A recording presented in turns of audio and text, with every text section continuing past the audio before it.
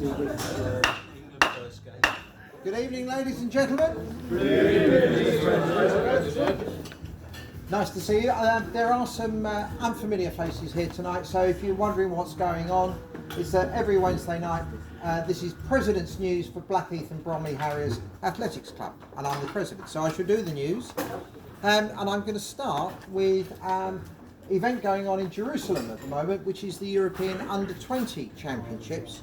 And first of all, I'm delighted to report that our thrower, Zara Barmakinoa, was appointed as one of the two captains for the Great Britain and Northern Ireland team. The competition started on Monday. And also in the team, from our club, Chloe Agyapong, who's doing the shot put, and Faith Akinbileji, who was doing the 200 metres and the 4x1 relay. Daniel Goriola was selected for the team for the 110 metre hurdles, but unfortunately he had to withdraw.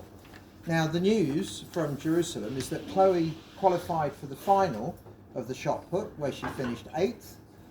Faith also qualified for the 200 metres final, which was held a little earlier today, and she finished only 0.6 of a second behind the winner. Unfortunately, that was in a very, very good and tight race. That was good only for 8th place.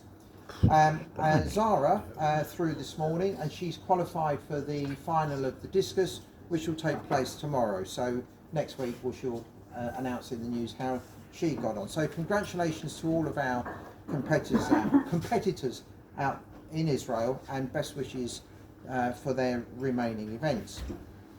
Now, closer to home, on Saturday we had the last of the National Athletics League matches, this time up in Birmingham, and the weather followed us around. It's been absolutely filthy for all three of our National League matches. Manchester, of course, was abandoned halfway through. Woodford was a howling gale, although it was sunny, and we weren't able to get the women's pole vault completed. This time we did manage to have a complete set of events, but everybody there got not only wet but very cold. It was about 11 or 12 degrees, which for August is absolutely terrible. Now I wish I could confirm the match result and our final standings in the league, but I can't, because we discovered a long time after the match had finished that our women's 4x400 metre relay team had been disqualified, and we have no reason why, so we've put in an appeal.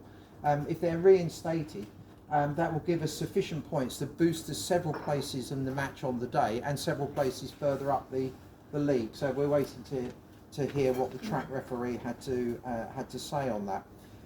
Nevertheless, it was a pretty good day for the club, and we had a number of winners. For the women, Alex Hill won the 400 metre hurdles B string. Louise Evans did a double. She won the 200 metres A string and the 100 metres B string.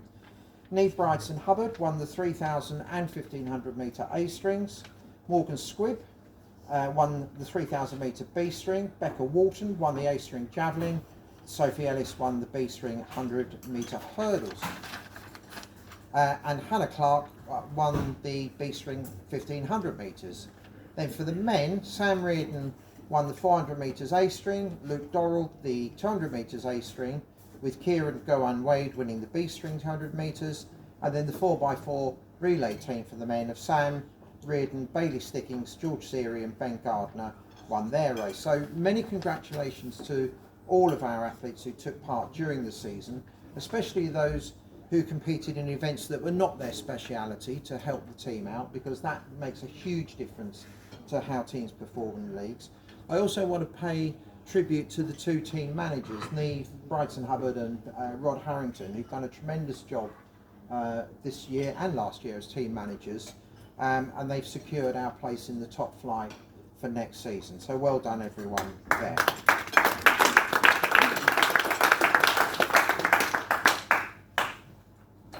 Now this week we've got one more club record to report on, and this time it's for the under 15 boys 5 kilometre road walk, which was done in 30 minutes 18 seconds by Trejan Checheku Boama on the 1st of August. Well done, Trejan. And then moving on to parkrun, just the 44 club members running this weekend. Luca Maloney Pedro was the first finisher at Clonmel in Ireland, which was also the run furthest away from Bromley. Imogen Mears was first female finisher at Bethlehem Royal Hospital, and Trang Nguyen was second female finisher at Bromley. And I know this got a bit of a mention last week, but I want to repeat many congratulations to John Isaacs, who's now completed 501 park runs. Well done, John. Well done.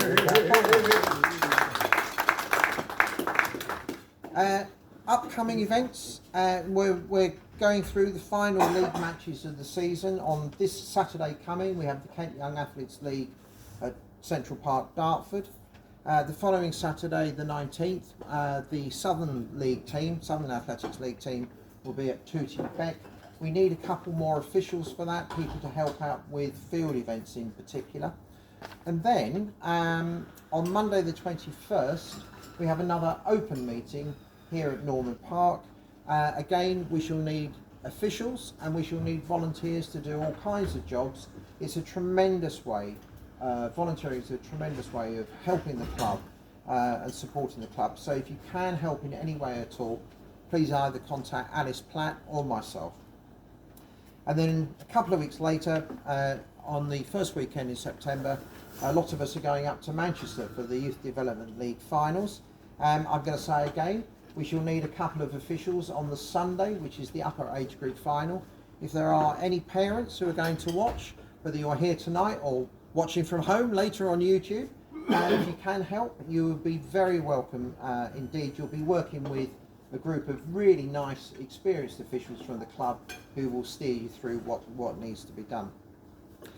Now, I'd also like to give another mention to an event that happened this Sunday, just gone, and this is the competition afternoon for the young athletes who go to our academy, which is a training group on a Friday night.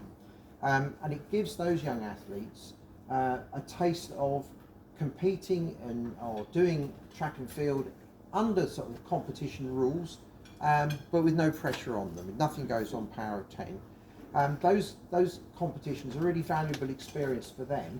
But it's also a great way for new or aspiring officials to have a go, because again, there's no pressure on them as they might feel they might be at a league match. Interestingly, I think it's also a really good experience for parents, and the kids' supporters, because a lot of those people have never been to club athletics before and don't know the kinds of things that go on, so they can see firsthand.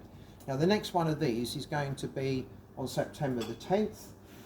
Again, if you would like to help out in any capacity, we can always make room for more people who'd like to have a little go at officiating, or if you can help with some of the administration on the day, that would be fantastic, and you would do the club an enormous service if you can do that.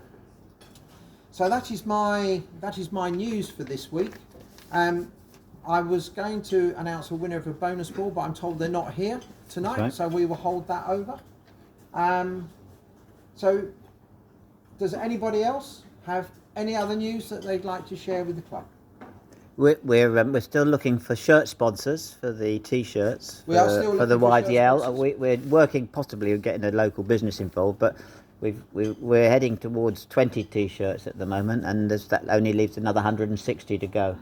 So £10 a t-shirt for the young athletes. So if you know a business or a generous sponsor who would like to put some money into the club, or indeed yourself, if you'd like to make a donation but tie it in some way to these t-shirts for our young athletes who are going to be at the Youth Development League finals in Manchester in September, and in the European Under-20 DNA competition in Rome the following weekend, a couple of weekends after, please see David. He'd be delighted to take some money from you.